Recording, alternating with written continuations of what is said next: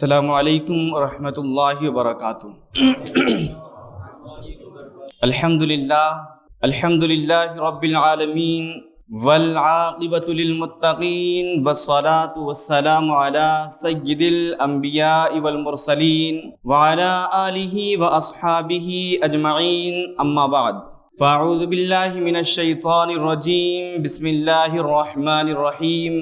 والعصر ان الانسان لفی خسر الا الذین آمنوا وعملوا الصالحات وتواصوا بالحق وتواصوا بالصبر، صدق اللہ العظیم وصدق رسولہ النبی الامین الکریم، ونحن علی ذلک لمن الشاہدین والشاکرین والحمد للہ رب العالمین۔ انتہائی محبت و عقیدت کے ساتھ تاجدار کون و مکان، سرور دو عالم، ارواحنا فدا حضور احمد مجتبی حضرت محمد مصطفیٰ صلی اللہ تعالی علیہ وسلم کی بارگاہ بے کس پناہ میں جس انداز سے میں آپ حضرات کو پڑھاؤں، میرے ساتھ مل کر پڑھیں۔ الصلاۃ والسلام علیک یا رسول اللہ، الصلاۃ والسلام علیک یا حبیب اللہ، الصلاۃ والسلام علیک یا نبی اللہ، وعلی آلک واصحابک یا نور اللہ صلی اللہ تعالی علیہ وسلم۔ سنانے اپنی بربادی کے افسانے کہاں جاتے، سنانے اپنی بربادی کے افسانے کہاں جاتے، تیرا در چھوڑ کر خواجہ یہ دیوانے کہاں جاتے۔ اور ہمیشہ بھیک ہم نے تو اسی چوکھٹ سے پائی ہے، ہمیشہ بھیک ہم نے تو اسی چوکھٹ سے پائی ہے، ہم اپنا دامن امید پھیلانے کہاں جاتے۔ اور تمہارے سر پہ خواجہ تاج ہے مشکل کشائی کا، تمہارے سر پہ خواجہ تاج ہے مشکل کشائی کا، ہم اپنی الجھنیں اوروں میں سلجھانے کہاں جاتے۔ اور زمانے بھر کو داروئے شفا اس در سے ملتی ہے، زمانے بھر کو داروئے شفا اس در سے ملتی ہے، ہم اپنے دل کے گہرے زخم دکھلانے کہاں جاتے۔ اور مقدر ہے ازل سے جب یہیں جینا یہیں مرنا، مقدر ہے ازل سے جب یہیں جینا یہیں مرنا، تو پھر اے شمع سنجر تیرے دیوانے کہاں جاتے۔ اور جبینوں پہ نہ ہوتا نقش گر اس آستانے کا، جبینوں پر نہ ہوتا نقش گر اس آستانے کا، غلامان معین محشر میں پہچانے کہاں جاتے۔ اور درے خواجہ پہ بگڑی قسمتیں بنتی ہیں اے عرشی، درے خواجہ پہ بگڑی قسمتیں بنتی ہیں اے عرشی، ہم اپنی لوح پیشانی بدلوانے کہاں جاتے۔ میرے پیارے آقا صلی اللہ تعالی علیہ وسلم کے پیارے دیوانوں، خطبہ مشرفہ کے بعد میں نے قرآن حکیم کی ایک مختصر سی سورہ مبارکہ کی تلاوت کا شرف حاصل کیا، جس میں اللہ رب العزت ارشاد فرماتا ہے، والعصر، زمانے کی قسم، ان الانسان لفی خسر، بے شک انسان خسارے میں ہے، الا الذین آمنوا وعملوا الصالحات وتواصوا بالحق وتواصوا بالصبر، مگر وہ لوگ جو ایمان لائے اور نیک عمل کیے، ایک دوسرے کو حق کی نصیحت کرتے ہیں اور ایک دوسرے کو صبر کی نصیحت کرتے ہیں۔ میرے ساتھیوں، ہر مسلمان پر بحیثیت مسلمان یہ ذمہ داری عائد ہوتی ہے کہ وہ لوگوں کو دین کی دعوت دے، دین کی نصیحت کرے، لوگوں کو بھلائی کا حکم دے، حق اور صدق کی نصیحت کرے۔ جو جس صلاحیت کا مالک ہے وہ اسی اعتبار سے دین کی دعوت و تبلیغ کا کام کرے۔ اس کا یہ مطلب نہیں ہے کہ صرف نماز کی دعوت دی جائے یا صرف حج کی دعوت دی جائے یا روزہ زکوٰۃ کی نصیحت کی جائے، بالکل نہیں، بلکہ اسے چاہیے کہ وہ مکمل طور سے دین کی دعوت و تبلیغ کا کام کرے۔ جو بھی قدم اٹھائے امت مسلمہ کی بہتری کے لیے اٹھائے، جو بھی کام کرے امت محمدیہ کی فلاح و بہبود کے لیے کرے، ہر کام دین مصطفیٰ کے مطابق کرے، اس لیے کہ میرے نبی فرماتے ہیں، من اصبح ولم یہتم بامور المسلمین فلیس منا، جس نے کوئی ایسی صبح کی، کوئی ایسا دن گزارا جس روز اس نے امت مسلمہ کی بہتری کے لیے، امت محمدیہ کی فلاح و بہبود کے لیے کوئی کام نہیں کیا، تو وہ ہم میں سے نہیں ہے، وہ ہمارے معاشرے کا فرد نہیں ہے، وہ ہماری سوسائٹی کا ممبر نہیں ہے۔ میرے پیارے آقا صلی اللہ تعالی علیہ وسلم کے پیارے دیوانوں، حضور اکرم صلی اللہ علیہ وسلم کے متعلق ہر مسلمان کا یہ عقیدہ ہے کہ آپ تمام عالم کے لیے رحمت بنا کر بھیجے گئے، نبی اور رسول بنا کر کے بھیجے گئے، اور یہ بھی عقیدہ ہے کہ اب آپ کے بعد کوئی دوسرا نبی نہیں آنے والا، کوئی دوسرا رسول نہیں آنے والا ہے، جیسا کہ آقا کریم صلی اللہ علیہ وسلم خود فرماتے ہیں انا خاتم النبیین لا نبی بعدی او کما قال، یعنی میں آخری نبی ہوں، میرے بعد کوئی دوسرا نبی نہیں آنے والا۔ حضور اکرم صلی اللہ تعالی علیہ وسلم سے پہلے دعوت و نصیحت کی ذمہ داری انبیاء کرام کی تھی، کسی امت کے سر نہیں ڈالی گئی۔ ایک نبی آتا، دعوت و تبلیغ کا کام کرتا، لوگوں کو دین کی دعوت دیتا، دین کی نصیحت کرتا، اور جب وہ نبی چلا جاتا اور امت نبی کے بتائے ہوئے راستے سے بھٹکنے لگتی، راہ راست سے ہٹنے لگتی، تو پھر دوسرا پیغمبر جلوہ گر ہوتا اور لوگوں کو گمراہی کے راستے سے نکال کر صراط مستقیم پر گامزن کرتا ہوا نظر آتا۔ ہر دور میں یہی ہوا ہے کہ جب بھی خدا کے دین کو ٹھکرایا جانے لگا ہے، جب بھی بغاوت پیدا ہوئی ہے، جب بھی لوگوں نے خدا کے دین کو پسے پشت ڈالنا شروع کیا ہے، جب بھی انسان ظلم، بدکاری اور بدکرداری میں ڈوبا ہے، تو اللہ نے کسی نبی کو بھیجا ہے، کسی رسول کو بھیجا ہے، کسی پیغمبر کو بھیجا ہے، اور پھر آخر میں سرور کائنات، مقصود کائنات حضرت محمد مصطفیٰ صلی اللہ علیہ وسلم کو اپنا آخری نبی بنا کر بھیجا۔ اب ظلم، شرک، بدکاری اور بدکرداری سے بچانے کی ذمہ داری ان کی امت کے سر ڈال دی گئی، اس لیے کہ اب کوئی نبی نہیں آنے والا ہے، کوئی رسول نہیں آنے والا ہے، لیکن ہر دور میں وارثین انبیاء ہوں گے جو نظام مصطفیٰ کو لے کر آگے بڑھیں گے، جو ان کے آئین کو لے کر آگے بڑھیں گے، اور دنیا کے ہر کونے میں، ہر گوشے میں اسلام کی آواز پہنچاتے ہوئے نظر آئیں گے۔ میرے پیارے آقا صلی اللہ تعالی علیہ وسلم کے پیارے دیوانوں، آقا کریم صلی اللہ علیہ وسلم خود فرماتے ہیں علماء امتی کانبیاء بنی اسرائیل، میری امت کے علماء بنی اسرائیل کے انبیاء کی طرح ہیں۔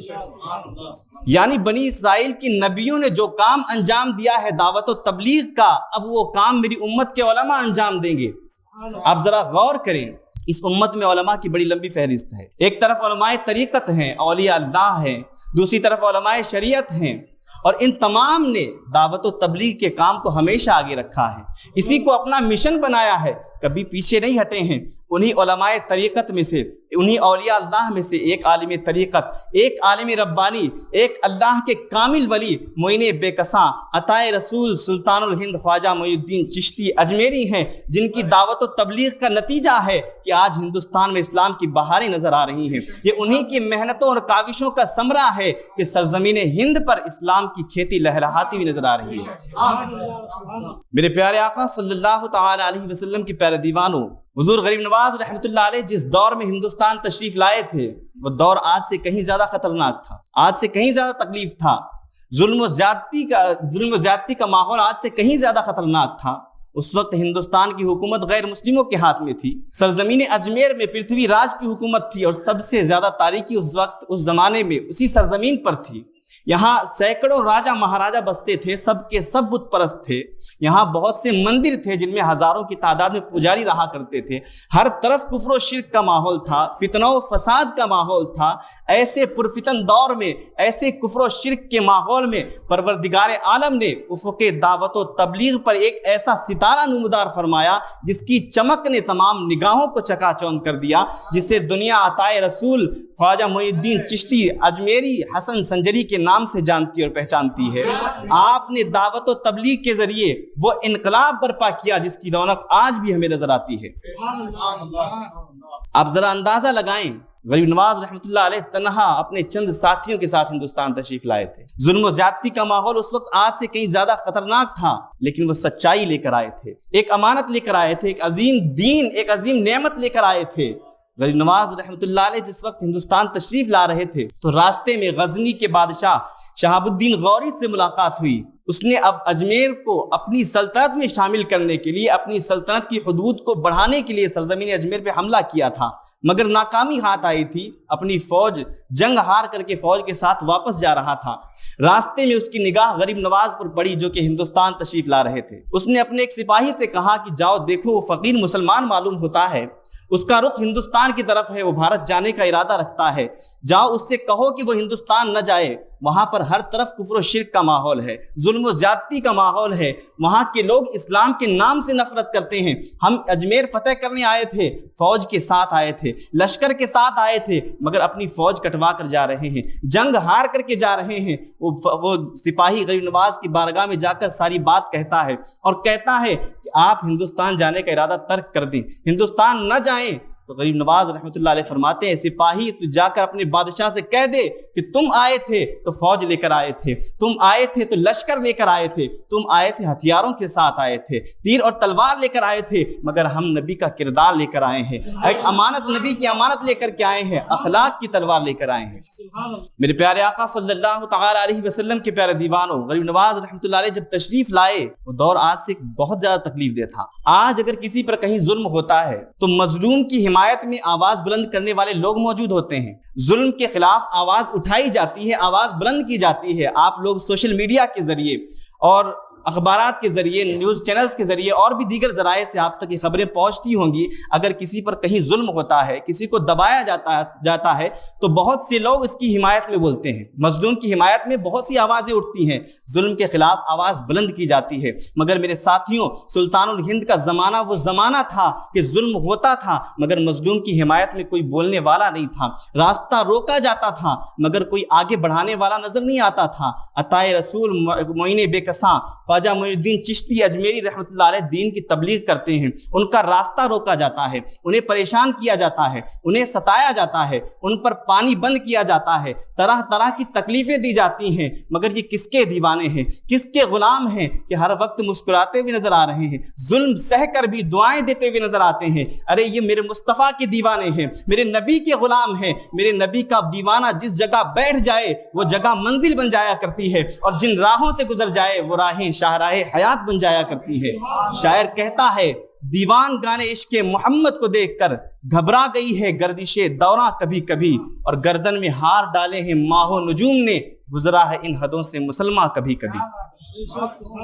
میرے پیارے آقا صلی اللہ تعالی علیہ وسلم کے پیارے دیوانوں، اب تک کی یہ تاریخ رہی ہے کہ جس نے بھی اللہ والوں سے دشمنی کی، بغض رکھا، عداوت رکھی، وہ تباہ و برباد کر دیا گیا ہے، یا پھر وہ مسلمان ہو گیا ہے۔ اس لیے کہ میرے نبی فرماتے ہیں کہ اللہ کا فرمان ہے من عاد لی ولیا فقد آذنتہ بالحرب، جو میرے ولی سے دشمنی کرتا ہے میں اس سے جنگ کا اعلان کرتا ہوں، اور جس سے رب جنگ کا اعلان کرے اس کا حشر کیا ہونا ہے۔ پرتھوی راج غریب نواز کے مقابلے میں آیا، بڑی ذلت کی موت مارا گیا۔ جے پال بھی غریب نواز کے مقابلے میں آیا تھا، مگر چونکہ اس نے غریب نواز کی عزت کا خیال رکھا تھا، ادب کا لحاظ کر لیا تھا جادو دکھانے کے موقع پر، تو اللہ نے اسے اسلام کے شرف سے مشرف فرما دیا۔ پرتھوی راج کے نوکروں نے غریب نواز سے یہ کہا تھا کہ تم یہاں نہ بیٹھو، یہاں راجا کے اونٹ بیٹھا کرتے ہیں۔ غریب نواز نے ان اونٹوں کو ایسا بٹھایا کہ جب تک ان سے معافی نہ مانگ لی گئی تب تک ان کے اونٹ وہاں سے نہیں اٹھ پائے۔ غریب نواز پر پانی بند کیا گیا کہ آپ انا ساگر سے پانی نہیں لے سکتے ہیں، آپ یہاں وضو نہیں کر سکتے ہیں، آپ یہاں غسل نہیں کر سکتے ہیں، مگر میرے غریب نواز نے وہ پورے انا ساگر کا پانی ایک پیالے کے اندر بلا لیا، ان پر پانی بند ہو گیا۔ تو اللہ والوں سے دشمنی بڑی مہنگی پڑتی ہے، ان سے عداوت مہنگی پڑتی ہے، بغض مہنگا پڑتا ہے۔ پرتھوی راج چوہان نے طرح طرح کے ہتھ کنڈے اپنائے، طرح طرح کی کوششیں کی، سازشیں کی، فوج بھیجی، اس کا کمانڈر مسلمان ہو گیا۔ پنڈت رام دیو کو مناظرہ کرنے کے لیے بھیجا غریب نواز سے، وہ پنڈت مسلمان ہو گیا۔ جو جادوگر جے پال کو بھیجا، وہ جادوگر بھی مسلمان ہو گیا۔ طرح طرح کی کوششیں کر لی، جب ہر کوشش میں ناکام ہو گیا، ہر طرح سے ناکام ثابت ہوا، تو اسے فکر ہوئی کہ لوگ جوک در جوک مسلمان ہوتے جا رہے ہیں، ہزاروں کی تعداد میں لوگ مسلمان ہوتے چلے جا رہے ہیں، اگر یہ سلسلہ چلتا رہا تو پھر ہندوستان میں کوئی ہندو باقی نہیں رہے گا، سب کے سب مسلمان ہو جائیں گے۔ اس نے سوچا کیوں نہ اس بابا کو قتل کر دیا جائے، معین الدین کا قتل کر دیا جائے تو یہ سارا قصہ ہی ختم ہو جائے گا۔ اس نے ایک راجپوت کو بلایا اور اس راجپوت سے کہا کہ اگر تم معین الدین کو قتل کر دو تو میں اپنی آدھی سلطنت تمہیں دے دوں گا۔ اس راجپوت نے کہا کیا واقعی میں تم مجھے اپنی آدھی سلطنت دے دو گے؟ کہا ہاں میں تجھے آدھی سلطنت دے دوں گا، میں وعدہ کرتا ہوں۔ اس راجپوت نے ایک خنجر زہر میں بجھا کر کے اپنی کمر میں باندھ لیا تاکہ خنجر نظر نہ آئے، اور خنجر زہر میں اس لیے بجھایا جاتا ہے کہ اگر نشانہ چوک بھی جائے تو خنجر کا زخم اگرچہ کم لگے، ذرا سا لگ جائے تو خنجر کے زخم سے انسان اگرچہ بچ جائے گا مگر زہر اپنا کام کر جائے گا۔ تو خنجر کو زہر میں بجھا کر کے اپنی کمر میں باندھ کر پھر اس نے ایک بار بادشاہ کو اس کا وعدہ یاد دلایا کہ دیکھ آج فقیر کا کام تمام میں کر دوں گا اور تو مجھے اپنی آدھی سلطنت دے دے گا۔ کہا ہاں یہ میرا وعدہ ہے، میں تجھے اپنی آدھی سلطنت دے دوں گا۔ وہ راجپوت غریب نواز کے دربار میں پہنچا۔ غریب نواز رحمۃ اللہ علیہ تقریر فرما رہے، وہ ہماری طرح تقریر نہیں کرتے تھے کہ لمبی لمبی گفتگو کرنے کے بعد لوگوں کو یہ پتہ ہی نہیں چل پاتا ہے کہ کس عنوان پر تقریر کی گئی، کس موضوع پر خطاب کیا گیا، بلکہ وہ لوگ سادی باتیں کیا کرتے تھے اور وہ سادی باتیں دل کے پردے پر نقش ہو جایا کرتی تھیں۔ غریب نواز تقریر فرما رہے تھے، سب لوگ رو رہے تھے، وہ راجپوت بھی وہیں بیٹھا تھا۔ اب تقریر ختم ہوئی، لوگ ملاقات کر کے واپس جانے لگے، اپنے اپنے گھروں کی طرف لوٹنے لگے۔ تو اس راجپوت سے غریب نواز نے کہا کہ سب لوگ تو اپنا کام کر کے جا رہے ہیں، آؤ تم بھی اپنا کام کر لو۔ اس راجپوت نے کہا مہاراج میں تو آپ کی تقریر سننے آیا تھا۔ فرمایا جو تقریر سننے آتا ہے وہ کمر میں خنجر باندھ کر کے نہیں آتا۔ کہا حضور یہ ہم راجپوتوں کی عادت ہے کہ ہم خنجر اپنی حفاظت کے لیے رکھا کرتے ہیں۔ فرمایا اچھا یہ راجپوتوں کی عادت ہے تو کیا پرتھوی راج کے محل میں میری جان کے بدلے آدھی سلطنت کا سودا کرنا کیا یہ بھی راجپوتوں کی عادت ہے؟ جب اس نے بات سنی تو اس کے ہاتھ پیر کانپنے لگے، سر کا پسینہ پیر تک آنے لگا۔ جو بات میرے اور پرتھوی راج کے علاوہ کوئی نہیں جانتا تھا یہ فقیر کیسے جانتا ہے، یہ بابا کیسے جان سکتا ہے؟ آج لوگ نبی کے علم غیب پر انگشت نمائی کرتے ہیں، کہتے ہیں کہ نبی کو تو پیٹھ پیچھے کا علم نہیں ہوتا، نبی کو دیوار کے پیچھے کا علم نہیں ہوتا، یہاں تک کہ یہ بات بھی کہتے ہیں کہ شیطان کا علم نبی کے علم سے زیادہ ہے معاذ اللہ۔ اور یہاں خاندان نبوت کا ایک چشمہ چراغ، خاندان نبوت کا ایک فرد علم غیب کی باتیں بتا رہا ہے۔ جب ان کے گدا بھر دیتے ہیں شاہان زمانہ کی جھولی، جب ان کے گدا بھر دیتے ہیں شاہان زمانہ کی جھولی، محتاج کا جب یہ عالم ہے تو مختار کا عالم کیا ہوگا؟ میرے پیارے آقا صلی اللہ تعالی علیہ وسلم کے پیارے دیوانوں، اس راجپوت نے خنجر کو باہر نکالا اور کہا کہ میں اس خنجر سے ایک مہان آدمی کو قتل کرنے کے لیے آیا تھا۔ کہا اب آپ اس خنجر سے مجھے قتل کر دیں، میری یہی سزا ہے۔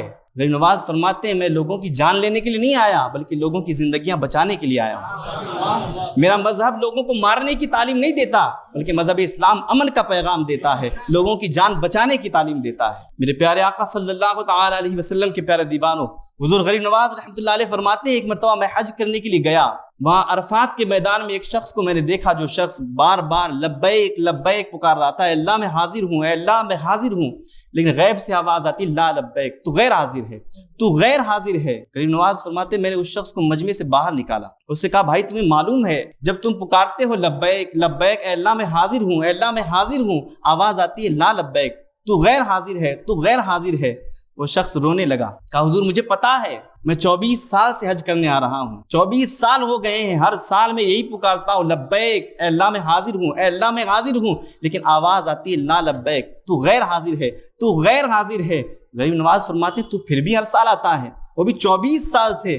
فرماتے اس پر اس نے جو بات کہی میرا دل تڑپ اٹھا، کہنے لگا حضور ایک ہی تو رب ہے، یہاں نہ آؤں تو کہاں جاؤں، آپ کوئی دوسرا رب بتا دیں میں وہاں چلا جاتا ہوں، جب ایک ہی رب ہے اسی کے چوکھٹ پہ آنا ہے، وہ مانے تب بھی ٹھیک نہ مانے تب بھی یہیں آنا ہے، یہی میرا مالک ہے۔ غریب نواز فرماتے غیب سے آواز آئی ہے معین الدین تو پیچھے ہٹ جا، یہ میرے اور میرے بندے کے بیچ کا معاملہ ہے، اگر ایک بار بھی میں نے کہہ دیا کہ تو حاضر ہے تو یہ بندہ اگلے سال نہیں آئے گا، مجھے اس کا آنا پسند ہے۔ 24 سالوں سے جس کا بھی حج قبول فرمایا ہے اسی کی برکت سے قبول فرمایا ہے۔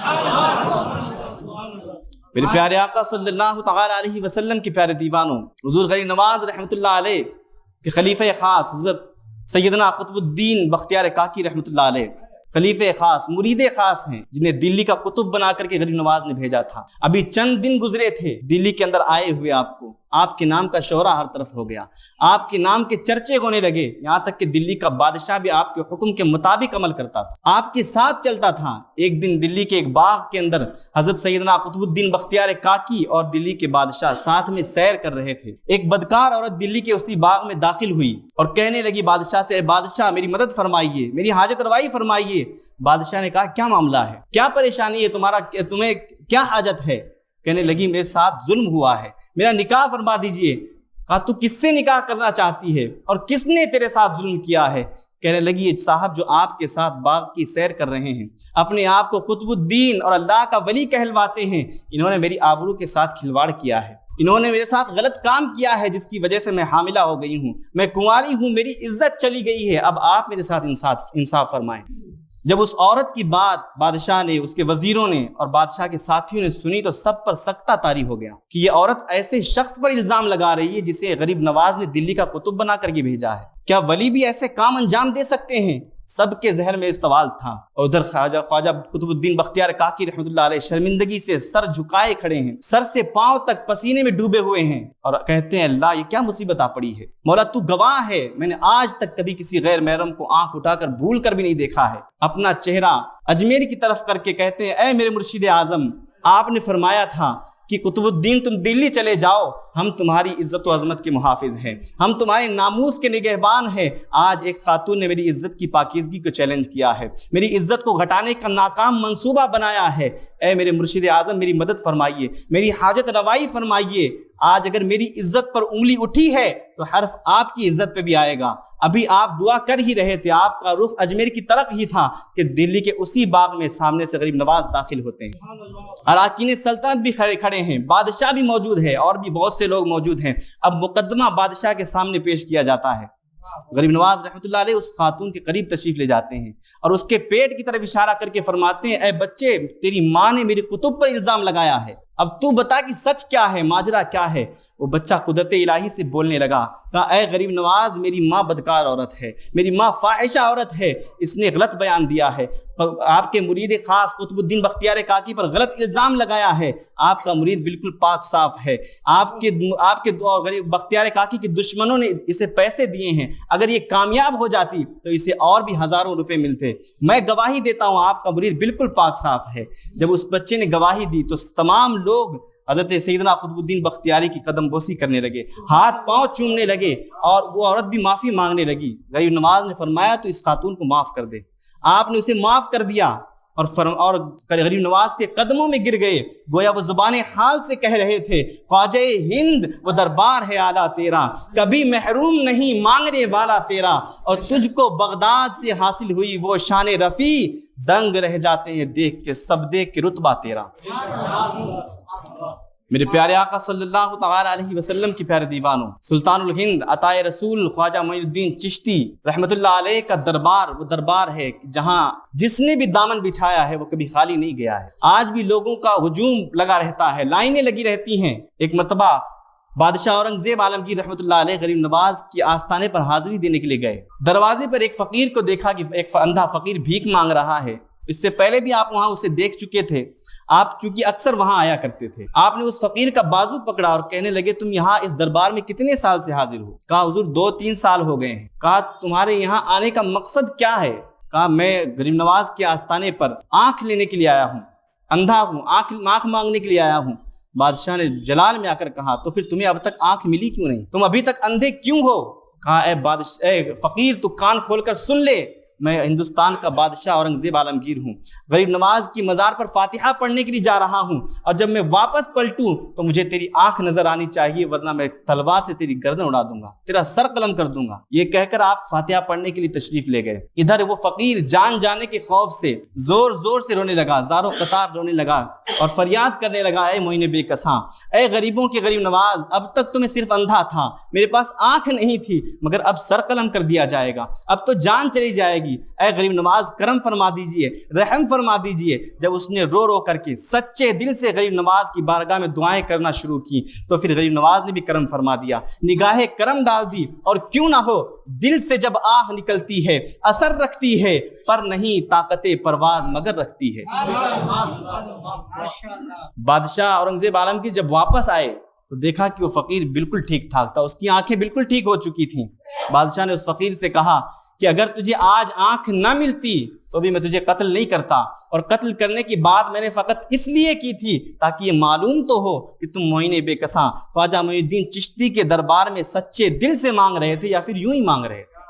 میرے پیارے آقا صلی اللہ تعالی علیہ وسلم کے پیارے دیوانوں، حضور غریب نواز رحمت اللہ علیہ کا آستانہ اللہ کی قدرت سے رحمت و برکت حاصل کرنے کا ٹھکانہ ہے۔ آج بھی اگر کوئی وہاں جا کر کے مانگتا ہے، غریب نواز کے دربار میں حاضری دیتا ہے، اور پھر بھی اگر اس کی جھولی خالی ہے تو یقین مانیے اس کے مانگنے کے اندر کمی ہے، ان کی عطا میں کوئی کمی نہیں ہے۔ واللہ وہ سن لیں گے، فریاد کو پہنچیں گے، اتنا تو ہو کوئی جو آہ کرے دل سے۔ میرے پیارے آقا صلی اللہ تعالی علیہ وسلم کے پیارے دیوانوں، عرض کرنے کا مطلب یہ ہے، حضور غریب نواز رحمۃ اللہ علیہ، معین بے کسا عطا رسول خواجہ معین الدین چشتی اجمیری رحمۃ اللہ علیہ، کفر، ظلم، شرک اور جہالت کی تاریکیوں میں ایک روشن چراغ بن کر جلوہ گر ہوئے، ایک شمع فیروزہ بن کر جلوہ گر ہوئے، اور پورے ہندوستان کے اندر 90 لاکھ لوگوں کو مسلمان کر کے اسلام کی باد بہاری چلا دی، پتھر دلوں کو موم جیسا دل عطا کیا، بت پرستوں کو خالقی حقیقی کا عطا پتہ بتایا۔ غریب نواز رحمۃ اللہ علیہ نے تب دعوت و تبلیغ کا ایک مشن قائم فرمایا تھا، جہاں پروان چڑھنے والے لوگ ولایت کے منصب تک پہنچ جایا کرتے تھے۔ آج پورے ہندوستان کے اندر جتنے بھی اولیاء موجود ہیں، یہ تمام کے تمام اسی مشن سے فیض یافتہ ہیں اور پورے ہندوستان کو فیض بانٹ رہے ہیں۔ آج ہمیں جو اسلام ملا ہے یہ غریب نواز کی دعاؤں کا صدقہ ہے، غریب نواز کے صدقے میں ملا ہے، اسی لیے تو ہر سنی غریب نواز کا دیوانہ ہے، ہر وقت غریب نواز کی گن گاتے ہوئے نظر آتا ہے۔ آپ غریب نواز کے دربار میں جا کر دیکھیں، وہاں لوگوں کا ہجوم، لوگوں کی بھیڑ یہ بتاتی ہے بج رہا ہے چار سو ڈنکا شہ اجمیر کا، رب نے اونچا کر دیا جھنڈا شہ اجمیر کا، اور حق تعالی کی عطا کا یہ بھی منظر دیکھیے، کھا رہا ہے ہر کوئی ٹکڑا شہ اجمیر کا۔ میرے پیارے آقا صلی اللہ علیہ وسلم کے پیارے دیوانوں، لیکن ہم نے غریب نواز کے مشن کو فراموش کر دیا۔ جو کام ہمیں کرنا تھا وہ غیر کرتے ہوئے نظر آ رہے ہیں۔ جب سے دعوت و تبلیغ کا کام ہم نے کم کیا ہے، اسے غیروں نے اپنا لیا ہے، اور ہم لوگ کیا کر رہے ہیں؟ قوالیاں سنتے ہیں، ناچ گانے کرتے ہیں، مزارات کی بے حرمتی کرتے ہیں، بے ہودگیاں کرتے ہیں، آوارہ گردی کرتے ہیں۔ نتیجہ کیا ہوا؟ ہم صراط مستقیم سے ہٹنے لگے، راہ راست سے بھٹکنے لگے ہیں۔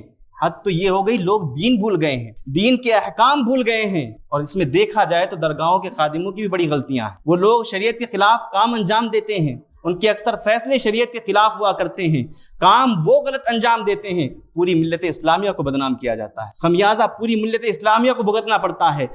غلط کام وہ انجام دیتے ہیں، پوری اہل سنت والجماعت کو بدنام کیا جاتا ہے۔ ابھی چند روز پہلے ایک فتویٰ جاری ہوا تھا بارگاہ غریب نواز کمیٹی کی طرف سے کہ بریلی حضرات کو یہاں تقریر نہیں کر سکتے ہیں، یہاں نعرے نہیں لگا سکتے ہیں۔ اعلیٰ حضرت علیہ رحمت الرضوان، ہم سنیوں کی جان، جن کا لکھا ہوا کلام آقا کریم صلی اللہ علیہ وسلم کی شان میں، مصطفیٰ جان رحمت پہ لاکھوں سلام، یہ آپ نہیں پڑھ سکتے؟ کیوں نہیں پڑھ سکتے؟ کیا صرف تم نے ٹھیکہ لے رکھا ہے سلام پڑھنے کا؟ اور اعلیٰ حضرت نے کیا غلط بات لکھی ہے؟ ایک سلام ہی تو لکھا ہے آقا کی شان میں، تو کیوں نہیں پڑھ سکتے؟ آپ ہمیں تقریر کرنے سے منع کرتے ہیں، ٹھیک ہے کوئی بات نہیں، نعرہ لگانے سے منع کرتے ہیں، کوئی بات نہیں ہے، لیکن اعلیٰ حضرت سے چڑ کیوں ہے؟ اعلیٰ حضرت کے کلام سے چڑ کیوں ہے؟ ان کے نام سے چڑ کیوں ہے؟ بات دراصل یہ ہے، اعلیٰ حضرت علیہ رحمت الرضوان نے مزارات پر ایک سے زیادہ چادر چڑھانے سے منع فرمایا، اس لیے چڑ ہے۔ اعلیٰ حضرت نے ڈھول باجے کو حرام قرار دیا، اس لیے چڑ ہے۔ اعلیٰ حضرت نے مزارات پہ سجدے کرنے کو حرام قرار دیا، اس لیے چڑ ہے۔ اعلیٰ حضرت نے بےہودہ قوالیوں کو، ناچ گانے باجے کو، ان کو حرام قرار دیا، اس لیے چڑ ہوتی ہے۔ اور ہم بریلوی بھی تو یہی بات کہتے ہیں، ہم بھی یہی بات کہتے ہیں، جس کی بنیاد پر ان کے بزنس پر ٹھوکر لگتی ہے، ان کے دھندے پر آنچ آتی ہے، اس لیے ہم سے بھی چڑ ہوتی ہے۔ ارے اعلیٰ حضرت نے غلط کو غلط کہا تو کیا غلط کیا؟ اور حق بات کہنے سے اگر کسی کو چڑ ہوتی ہے، کسی کو کوئی فرق پڑتا ہے تو پڑتا رہے، کسی بریلوی کو کوئی فرق نہیں پڑتا۔ ہم تو ہمیشہ اس بات ان سب کو حرام کہتے تھے، آج بھی کہتے ہیں اور ہمیشہ کہتے رہیں گے، اس لیے کہ یہ ساری چیزیں اسی مشن کے اندر شامل ہیں جو غریب نواز نے ہمیں عطا کیا تھا، لوگوں کو دعوت و تبلیغ دینے کا، حق بات لوگوں تک پہنچانے کا۔ لیکن افسوس کہ ہم لوگ وہی مشن فراموش کر بیٹھے ہیں۔ اب بھی موقع ہے میرے ساتھیوں، اب بھی موقع ہے، غریب نواز کی زندگی کو پڑھو، ان کے مشن کو اپناؤ، دین سے وابستگی اختیار کر کے صراط مستقیم پر آ جاؤ۔ اگر ہم اب بھی صحیح معنوں میں غریب نواز کے مشن کو اپنا لیں اور دعوت و تبلیغ کا وہ سلسلہ نئے سرے سے اس کا پھر سے آغاز کریں تو یقیناً ہم بھی پھر سے عروج کی طرف جا سکتے ہیں۔ ہمارے معاشرے کے اندر تقویٰ اور پرہیزگاری کے نئے نئے پھول پھر سے کھلتے ہوئے نظر آ سکتے ہیں۔ ڈاکٹر اقبال نے کہا تھا، محبت کی نظر اہل وفا کی شان پیدا کر، بلندی اور پستی میں ذرا پہچان پیدا کر، نہ ہو ماحول سے مایوس، دنیا خود بنا اپنی، نئی کشتی، نئی آندھی، نئے طوفان پیدا کر۔ اللہ رب العزت کی بارگاہ میں دعا ہے کہ ہمیں کہنے سننے سے زیادہ عمل خیر کی توفیق عطا فرمائے۔ ایک اعلان آیا ہے، آپ حضرات سماعت فرمائیں، جامعہ خدیجۃ الکبریٰ کی جانب سے۔ برادران اسلام، السلام علیکم ورحمۃ اللہ وبرکاتہ۔ آپ حضرات کو اطلاع دیتے ہوئے خوشی ہو رہی ہے کہ جامعہ برکات خدیجہ الکبریٰ مکرانہ کا پہلا سالانہ اجلاس بنام جشن دستار و ردائے حفظ و قرأت و اصلاح معاشرہ کانفرنس 29 جنوری 2023 بروز اتوار KGN گارڈن میں ہونے جا رہا ہے۔ اتوار کو دن میں صبح 10 بجے سے شام 5 بجے تک عورتوں کا اجتماع رکھا گیا ہے، جس میں عالمہ فاضلہ محترمہ شبنم صاحبہ ممبئی سے تشریف لا رہی ہیں۔ ان کے ہاتھوں قوم کی 8 بچیاں جنہوں نے حفظ و قرأت مکمل کیا ہے ان کی رضا پوشی ہوگی، اور پھر رات میں بعد نماز عشاء اسی جگہ مردوں کا جلسہ ہوگا، جس میں داعی کبیر عطائے حضور مفتی اعظم ہند خطیب ایشیا و یورپ حضرت علامہ مولانا شاکر علی نوری صاحب قبلہ امیر سنی دعوت اسلامی ممبئی سے تشریف لا رہے ہیں، اور خطیب حرز العزیز شہزادے حضور غوث اعظم حضرت علامہ مولانا سید امین القادری مالیگاؤں سے تشریف لا رہے ہیں، اور بلبل راجستھان جناب شریف پالی صاحب تشریف لا رہے ہیں۔ لہذا آپ تمامی حضرات سے گزارش ہے کہ دن میں اپنی گھروں کی خواتین کو بھیجیں اور رات میں مرد حضرات ضرور تشریف لائیں اور جلسے کو کامیاب بنائیں اور دینی معلومات میں اضافہ کریں۔ کچامن سے ایک مدرسے کے چندے کے سلسلے میں چند حضرات آپ کے دیار میں آئے ہیں، اور کشمیر سے بھی چند لوگ آئے ہیں جنہوں نے اجازت بھی لی ہے۔ آپ حضرات سے تعاون کی درخواست ہے کہ ان کا تعاون زیادہ سے زیادہ کریں تاکہ آپ کا نام بھی دین کی مدد کرنے والوں میں شامل ہو سکے۔ جن حضرات نے سنت نہیں پڑھی وہ اپنی سنت ادا فرما لیں۔